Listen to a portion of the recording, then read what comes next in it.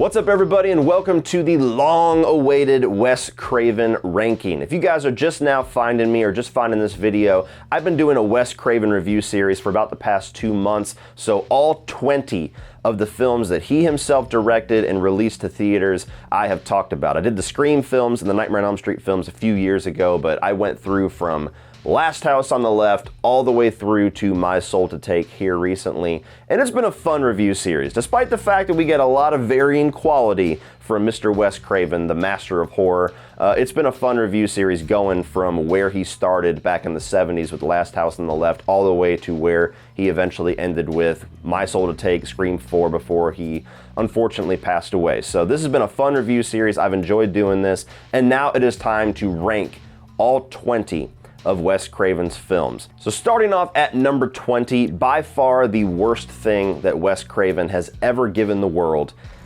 and that is The Hills Have Eyes Part 2. Now, this one in my number 19, I gotta be honest, I debated for a bit because they both pissed me off in very different ways, but this one's certainly the worst because this just felt like there was no creative flair whatsoever.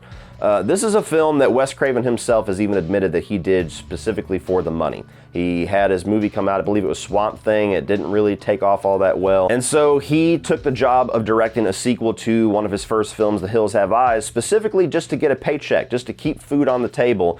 And they actually shut him down about 2/3 of the way through production and shelved this movie for a couple of years until A Nightmare on Elm Street eventually became a big hit. And then they pieced together everything that they had, threw in about a half an hour of flashbacks from the first film, and released this movie as is. So one of the many times that you're going to hear me say in this ranking that it's not entirely Wes Craven's fault, but even what he gave us, even the new footage here, the story, the approach, it's garbage. I mean, this is a film that just feels like nobody gave a shit. There's nothing in this that says Wes Craven. It literally feels like a Friday the 13th sequel, to the point where I messaged my buddy CP, who's our local Friday the 13th fanatic in my little circle, and I was like, dude, have you ever seen The Hills Have Eyes Part 2? Because I think you'd like it. It's a movie where you have these motocross racers that are released into the desert, and you have Ruby back, the surviving member of the cannibal clan, and she's now married to one of the victims from the first movie, which is fucking weird. And they're just picked off one by one like a Friday the 13th film. And then Ruby is killed in like the most ridiculous, unceremonious, bullshit wasted way. There's not really hardly anything in this movie that I can praise. It was fucking rough. Coming in just above that at number 19 is going to be My Soul to Take. Now, I almost put this at number 20 because the level of garbage that is in this movie is astounding, especially for a late career Wes Craven, and he wrote, produced, and directed this movie, so this is his baby. This is his brainchild, his passion project. But there is some creative ideas here. The concept, the opening 10 minutes or so, what he was trying to do, I guess, is commendable. It's an interesting concept. It's just unfortunate the execution is just fucking wow. Characters, terrible. Everything after that first 10 minutes, plot-wise and script-wise, horrendous. Dialogue, laughable. I mean, the scene that I always think of is that fucking bully kid getting stabbed, and he's just like, any regrets, and my unborn child, and then he just dies. It's like, what the fuck? That's like some made-for-TV, like sci-fi channel bullshit, and even then I would still be annoyed. The whole reveal of the killer, it's like, who gives a shit? It could have been any of these kids, and it doesn't make any difference whatsoever. Watch my full review. I literally ranted on this thing for like 20 minutes. It's a garbage movie, and it's to the point where, as dark as this might sound, I thank God that Wes Craven lived long enough to give us Scream 4, because this would have been horrible to have as his last film that he gave us. Number 18 is going to be Swamp Thing. Now, this is one of those times where it's not entirely Wes Craven's fault. A lot of studio meddling, a lot of fucking around with his budget, and just not letting him make the movie that he was signed up to make. So, not entirely his fault. It's a movie that I could understand if you grew up with this, if you watched this as a kid, grew up in the 80s, and liked Swamp Thing, the character, whatever, that you'd have a little bit of nostalgia for it. Watching it for the first time in 2022, it's rough. It's hard to get through. Interesting setup. Interesting idea for a character that obviously came from a comic book, but it's just really, really dated, low budget, almost comedically bad filmmaking, because it's supposed to be action-packed, but there's also like some horror elements to it, and just the suits of Swamp Thing, and then eventually this fucking pig wolf thing that he has to fight. So many times where he's just throwing people. It's just a bunch of wire work of people getting flung around. It could have been something interesting. It could have been something interesting. I would have been curious to see Wes Craven direct a full-on action comic book movie if he didn't have a bunch of leashes on him from the studio.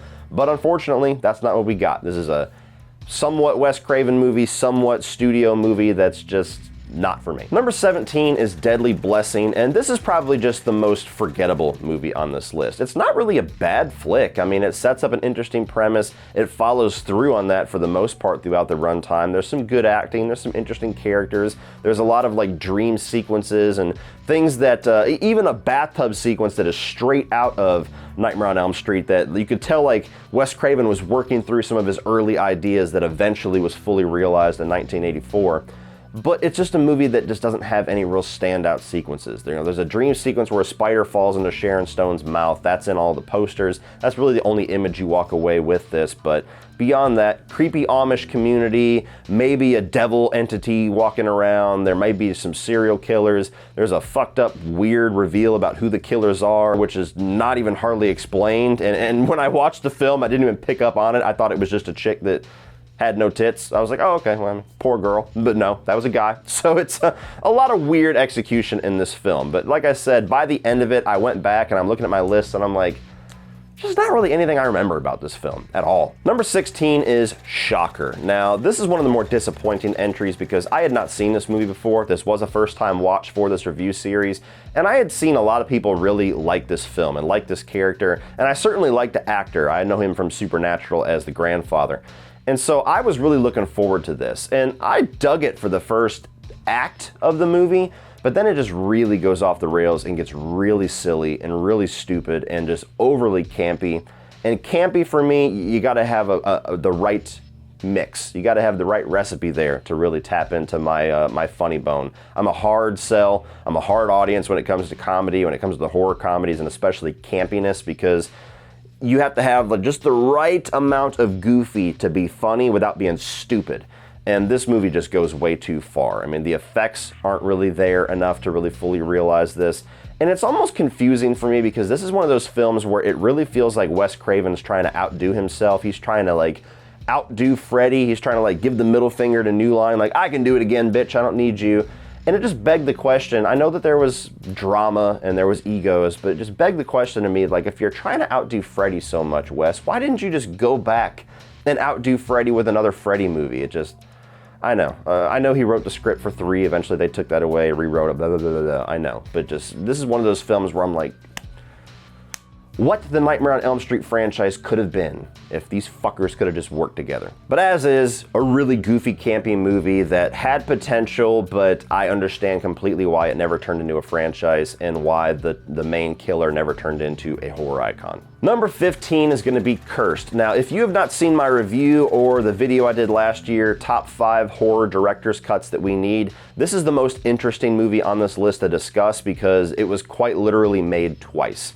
There was 90% of this movie that was shot, that was one vision by Wes Craven, that was written by Kevin Williamson, that had Rick Baker doing the effects, the guy that brought us the werewolf effects in American Werewolf in London.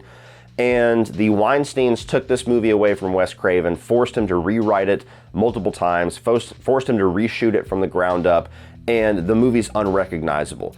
As is, it's still a watchable film. I can still have a little bit of fun with this. I saw it in the theaters. It was years before I even knew the truth about what this movie's production was like, so I've always had guilty pleasure with it. I still have a little guilty pleasure with it, but my God, if we could just see what this movie was going to be with that original script and the original cast and those original Rick Baker effects, I'm telling you guys, release the Craven cut, baby. Get it moving. Number 14 is The People Under the Stairs. Now, I know I'm in the minority in this one, and genuinely, guys, I have tried to watch this film. This is the 5th time I've actually watched this for this review series, and I always hear everybody love this. I always hear, but that's one of my favorite Wes Craven films. That's one of the most underrated Wes Craven movies. And it just doesn't connect for me. It's just one of those things. I've tried, and I have tried, and I've tried to see the movie that you guys see, and it's just way too goofy for me. Again, go back to what I said with Shocker. I'm a hard audience, but it's just way too far. There's things about it that I like. I appreciate the ambition. I appreciate the fact that it's got some social commentary, and there's some thing about Reagan and a bunch of other things that I would not pick up on if I did not research it. But it's a movie that goes for it, and if you love it, I can understand why it's one of your favorites, because it just balls out crazy. But for me, it's just too goofy. It's too silly. It's too campy. The two killers are just goofy and weird as hell. And so it doesn't operate on my wavelength, unfortunately. This is one of those movies that I really would love to see a modern remake for, which supposedly we're gonna get Jordan Peele producing a take on this movie, which I think would be a great fit. Number 13 is The Last House on the Left. Now, I'll be honest with you, I toyed with putting this movie a little bit lower because I think it has some of the least rewatch value of any of the movies on this list. There's actually movies down below that I would rewatch way before I would watch The Last House on the Left ever again. But I do think that what Wes Craven was going for in this, what his original intent for the movie is, I think that's what we got. So I think that it's a more successful film than the ones below it. Whether or not I like it more or not, it's irrelevant. So The Last House on the Left is like early grindhouse. It's almost like borderline snuff film. I think that its reputation is outdated. I think it's a movie that a lot of people remember as like this shocking horror film, and then you watch it today and it's like, it's really not all that good. It's just, yeah, it was pretty grindhousey. It was pretty uncomfortable for the 70s. So I think that the legacy of the movie is interesting. I think it's really interesting that this is where Wes Craven started off doing this and Hills Have Eyes that are just very violent, very visceral, and he got more into campy stuff later on. But it's a movie where he executes 100% what he's going for. He's there to make you squirm. He's there to show you violence everywhere and try to make a statement on, you know, the footage at the time of the Vietnam War, and that was just played in households every day, but I do something like this that's fake and everybody freaks out. Fair point.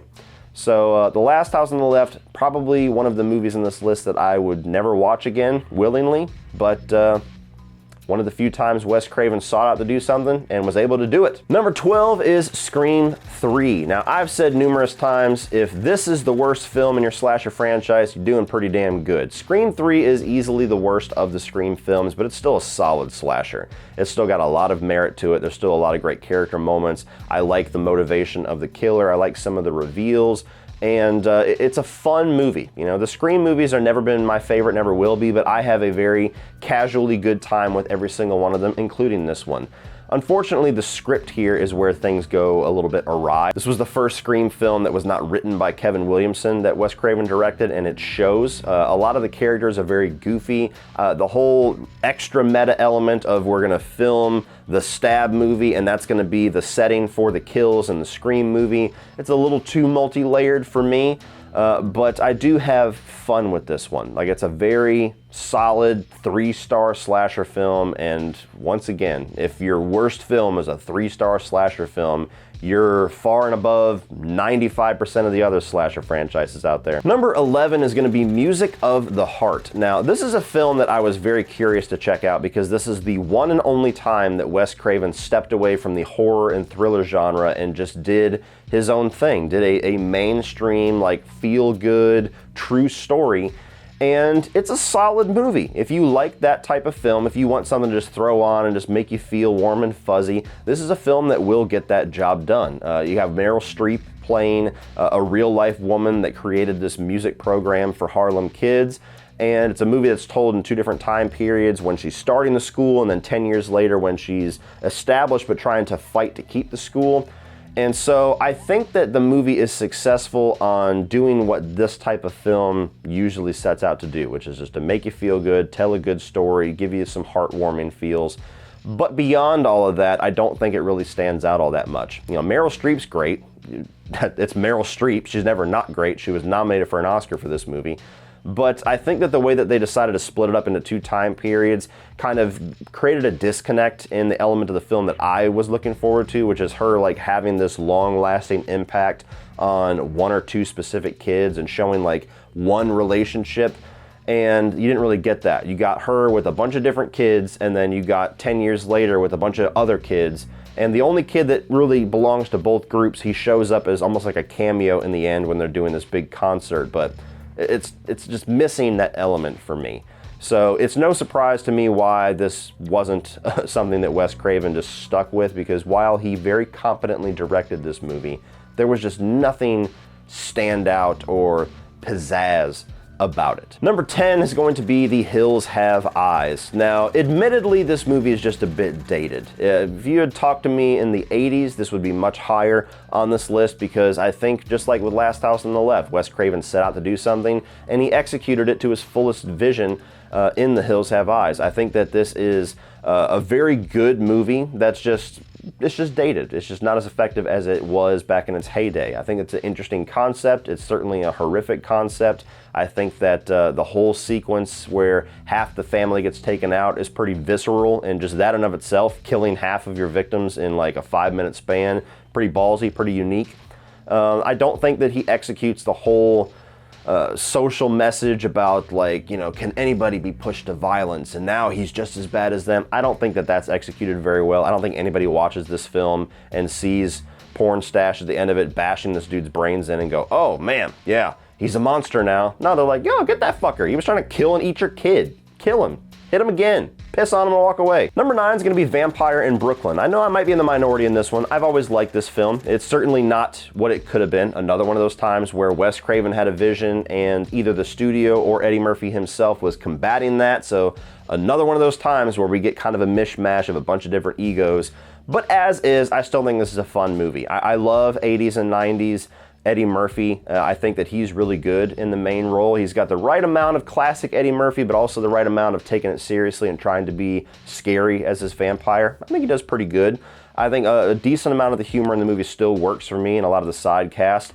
And I like the different plays on vampire lore and everything that we get here. It's certainly not anywhere near as good as it could have been. It's not anywhere near as good as it should have been. And I understand completely why some people do not like this film at all. But I've always had a bit of nostalgia for it. I like rewatching it. Number 8, time for the hot take of the day, and that is Deadly Friend. Now, I agree this movie is garbage, but it's wonderful garbage. This is a film that I walked in completely blind. I didn't know what it was about. I had just watched Deadly Blessing, and then 2 films later I'm watching something called Deadly Friend, and I'm like, oh, how original with these titles, Wes. And I threw it on, and I don't know what it was. If I just was not ready for the type of film that this was, or I just did not enjoy the last couple of movies, and so I just needed something stupid. I needed something to amuse me. But I've watched this film 3 times since I was introduced to it last month. I did a commentary with Rudy from Rudy's Movie Reviews, and we just laughed our asses off the entire time. This is a guilty pleasure. This is one of those so bad that it's good experiences for me. On paper, it belongs in the bottom 5, absolutely. But my experience with this, I have so much fun and enjoyment with just watching this horrible train wreck of a movie. I mean, you have this very heartwarming, like, family sci-fi concept about this robot and this girl that passes away tragically and the kid trying to put the robot brain into her, and then it just turns into a fucked up slasher movie out of absolutely nowhere.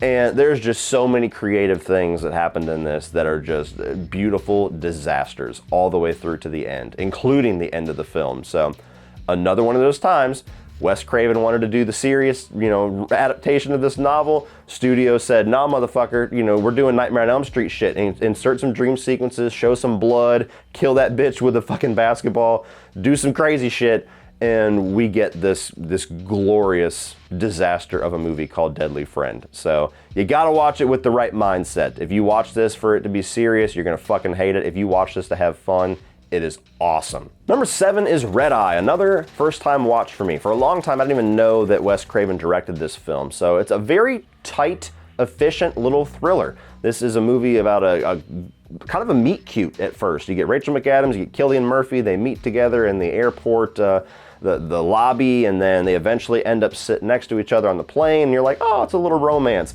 And then he reveals, yeah, I'm a terrorist, I'm an assassin, and you're gonna do what I need you to do, otherwise I'm gonna kill your fucking father. And so it's all this terrorist plot. And it's just a tight 80-minute movie that just moves quick, it's efficient, you got great leads, and both of the leads I just think that the movie doesn't have huge standout parts to it. I think that for what it is, it's a very solid, like 3.5 star thriller that you can just throw on, have a really good time with it, and be done with it in less than 90 minutes. And I like that Wes Craven's traditionally a really efficient filmmaker like that whenever he's allowed to be. So, very good movie. Not a whole lot negative I had to say about it, aside from the third act getting a little too slasher for my taste for how mental and psychological the second act was. But it's just a movie that probably is not going to be at my top of my rewatch list. Number 6 is Wes Craven's New Nightmare. Now, I'm a Freddy fanatic. You guys know this. If you didn't know that, hi, Freddy fanatic. And this is certainly one of the better of the Nightmare on Elm Street movies. I think that it was a prototype for Scream. You know, he's starting that meta storytelling where he's telling a story about Heather Langenkamp and Robert Englund and Wes Craven, the actual actors and directors and producers. And Freddy is this demonic entity that is kind of like trying to work its way into the movies. And so it's just so creative. It's so ballsy and so unique that it just, I'm glad that the studio had enough faith in Wes to just let him do something fucking weird like this, because no other slasher franchise has a movie that does this. And I think that it's one of the scariest and coolest looks for Freddy, and one of the more serious, dark takes on Freddy that I love. And I love Heather Langenkamp in this movie. She's great. Even the other stars. I mean, you got like John Saxon, who's awesome in this, and the little bit of Robert Englund that we get playing himself is good. So I love the storyline of this movie. Where this movie always kind of underwhelms me is the kills and how much Freddy we get. Now, that's something that we can debate. A lot of people think that's the whole point. It's not supposed to be a Freddy movie. It's supposed to be something else. Freddy just happens to be this piece of it. But as a Nightmare on Elm Street fan, I'm selfish. I like a lot of Freddy. I like more Freddy, especially when you give me an awesome dark take like this from Robert Englund's Freddy. I want more. And so you get a lot of him in the third act, but there's a whole lot of this movie where he's just kind of this lingering presence. He's this foreboding presence. He's something that you sense is coming eventually. But too much of the movie, I feel like, is spent on that. I could have used more Freddy. Could have used more kills, because the main 2 kills that we get are derivative of other kills that we've gotten in this franchise, probably intentionally. So I've always liked this film. I mean, fuck, it's number 6 on this list. Give me a break. But it's just never been this masterpiece. It's never been one of my favorites of the Nightmare franchise. Number 5 is The Serpent and the Rainbow. This was another first-time watch for me, and this was, of all of my first-time watches of Wes Craven films the past 2 months, this is the one that I enjoyed the most. This is the one where I was like, damn, that's actually a pretty kick-ass little horror flick. I think that the whole concept is very unique, and while there is some nightmare elements to this, it's very stylistically different than what we got from in the Nightmare on Elm Street films and even Deadly Friend.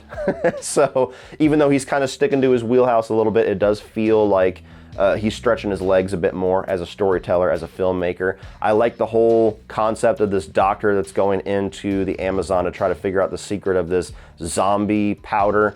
And the fact that it's somewhat rooted in true story is also interesting. And I love the villain here. I love the villain. I love the way that he's very subtle and he's very like quietly confident. He's not a mustache twirling villain. He's just very quiet. You know, he sees Bill Pullman and he's just like, I'm gonna fuck you up, Dr. Allen. Get out of here, Dr. Allen. This is your last warning, Dr. Allen. Couple different torture sequences. There's a lot of different voodoo elements here that it's genuinely creepy. It's genuinely a creepy movie. Where I feel like the movie lost me a bit is that there's a point in the film, which it's an old as fuck movie, so spoilers my ass. There is a point where Bill Pullman gets this zombie powder on him and he starts to die in front of these people and he's like, don't let them bury me, I'm not dead. You know, it's on the fucking poster and the cover of the movie, for Christ's sake. That, to me, should have been the point where the movie ended. I feel like this is a movie that lends itself very well to having a dark, very dirty ending like that, to where the bad guys win and the good guys lose. I think that it would have been much more effective there. But the movie goes on for another 10 or 15 minutes where he comes back from the grave and he eventually slays the bad guy and a bunch of CGI that hasn't aged very well. So it's still, by the end of it, a good flick. It's still, by the end of it, a movie that I really enjoyed and I look forward to rewatching again. But just the sick person in me, I guess, wanted it to end in that fucked up note. To me, I'd have been like, oh shit, top 3, baby. Number 4 for me is going to be Scream 4. Now, I know some people hate this movie. I've never really understood that. I mean, again, I'm a casual Scream fan, so even my favorite Scream movie is not like one of my favorites of all time, but I just never understood the varying degrees of praise and hate that this franchise has gotten. Even with the new 5th film, you get people that, it's the best ever, it's the worst thing I've ever seen. I'm like, what fucking movie did you watch? Scream 4, aside from the fact that the visual style and the way that it's saturated and there's like this weird lighting choices that just kind of, it's just odd. Aside from the fact that there is certainly some recycled elements, there's some things about this movie that's starting to feel a little bit redundant by this point. And beside the fact that the ending, which could have been awesome, again, if you had just ended on the dark moment and ended on a sour note, decides to go on for another 10 or 15 minutes until it's just fucking stupid, I think this is one of the genuinely great movies in the Scream franchise. I like the characters a lot. I like the way that the legacy characters are utilized. I love the reveals of the killers, particularly one. She's my favorite Ghostface of the entire franchise. I think that the kills are very visceral here, and this is seriously in competition for goriest and for gnarliest of the Scream films, which that's another element just in general with Scream. I don't feel like the kills are all that creative, but that's something I could say with all of them, including the original. But as a Scream fan, as a Scream movie, I think that it's solid as fuck. It's a movie that I enjoy rewatching every single time, and so I don't really understand the hate that's directed at this one. I think it's a good Scream flick. Coming just above that at number 3 is going to be Scream 2. Now, a lot of the same things that I said about Scream 4, there's some hate directed at this movie that I don't quite understand, but this to me is the best of the Scream sequels. It's the one that I enjoy the most. There was a period of my life where this actually was my favorite Scream film, period. I've since gone back on that, obviously. You haven't seen the first film yet on this list. But I like the characters a lot in this. I like the side characters. I like, all of the killer reveals I think are both great and both unexpected in a good way. I love Timothy Olyphant just in general, so just him being in this film for the bit that he's in I think is awesome, and even Jerry O'Connell is great in this. I think that the movie ups the ante a bit with some of the intensity. Again, kills aren't anything to write home about, but a little bit more action in this one. And Sidney Prescott, from this movie forward, is just like the most badass final girl ever. Scream's not my favorite franchise, but Sidney Prescott is fucking awesome. I will put her above Jamie Lee and a lot of the other popular answers for best final girl. Coming in at number 2, this is where we separate the fanboys from the fanboys. Number 2 is gonna be Scream. Now, Scream to me is a movie that I have grown to appreciate much more throughout my life. If you had made me make this list maybe 15 years ago, I don't think it would be in the same spot. I've told the story numerous times, go watch my Scream reviews or anything else, but I used to have a bit of an issue with this film when I was younger. Since got over that, and I've grown to appreciate this movie for the awesome slasher flick that it is. A movie that really gave the horror the shot in the arm that it needed back in the mid-90s. I really enjoy the characters here. I really enjoy the meta setup. I think that the comedy works very well alongside all the scares. Possibly the greatest opening to a slasher film of all time. Certainly in the conversation, if not the greatest. I think all the way through to the end, it's just a very tight, efficient slasher film with a really unique, creative concept that Wes Craven and Kevin Williamson came together on. And what else can you say? I mean, it's a movie that defined horror for a while there. Scream's awesome. But of course, my number 1, you guys should have known this walking into this video. Number 1 is going to be A Nightmare on Elm Street. One of the greatest horror films of all time. The birth of my favorite horror villain of all time. And I think that this is just a masterful horror film. It's a fucking masterpiece. Honestly, let me pull back on that. With the exception of the last 2 minutes, 3 minutes, it's a masterpiece. Again, it's one of those times where I feel like it's just like, fucking end it right there. But no, Bob Shea had to come in and say, you gotta throw in this fucking blow-up doll thing so that we can come back for a sequel. I want to turn the movie off. As soon as you get that sequence where Nancy, doesn't fear him anymore and he disappears and she opens the door, I just want to cut to credits right there, because everything after that I think is just fucking stupid. But everything beyond that, everything before that, one of the greatest horror films of all time. So creative, so creepy, so unique, great kills. Of course, Freddy Krueger, one of the most iconic horror villains of all time, horror icons. Nancy, Heather Langenkamp, a goddess. I mean, possibly my favorite final girl, even though I think Sidney Prescott's the most badass. I still have a warm place in my heart for Nancy. That would be a hard pick for me to do. But it's just what more can you say about it? Again, just like with Scream, what more can you say about A Nightmare on Elm Street? It's a fucking genre definer for the middle of the 80s there. The way that they came up with the concept, the stories you'll hear Wes Craven talk about this old man that used to taunt him from the window, and the story about the kid in like China or Indonesia somewhere that died while he was dreaming, like died screaming, like how he comes up with those concepts and creates this perfect idea for a horror film is just, that's why he's considered the master of horror, is for shit like that. So 1984, A Nightmare on Elm Street, one of the greatest films of all time, and it is my #1 Wes Craven movie. So what do you guys think? What is your ranking of all of Wes Craven's films? Have you seen them all? If you want to include his TV movies down below, go ahead. It's a free country. I just had no interest in checking those out. So let me know your ranking of these 20 or more films down below, why you like them. Give me some reasons for the ones at the top, the reasons for the ones down at the bottom, and what is the next director that you guys want to see me do a review series and ranking for? Put those suggestions down below. I'm sure a lot of you are going to say Carpenter, but maybe some surprises down below. Let me know, guys. Please like and share this video. Hit that subscribe button so you don't miss any of my future review series or rankings coming out. Thank you guys for watching as always, and remember, opinions are like assholes, but that doesn't mean that you have to be.